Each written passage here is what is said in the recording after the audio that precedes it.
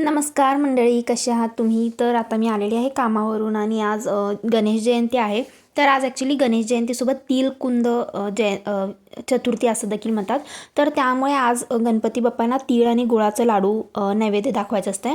तर म्हणलं की आपण सकाळी मला करायचं नाही झालं, पण आता संध्याकाळी नैवेद्याला ते दाखवूयात म्हणलं.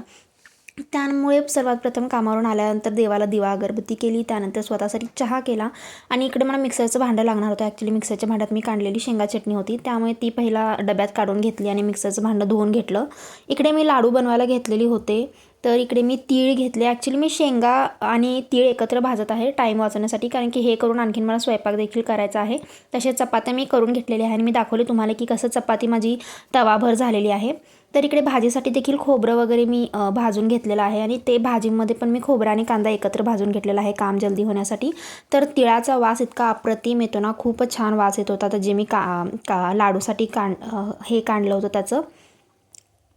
त्यानंतर इकडे भाजी करून घेत होते, मी सोयाबीनची भाजी करत होते.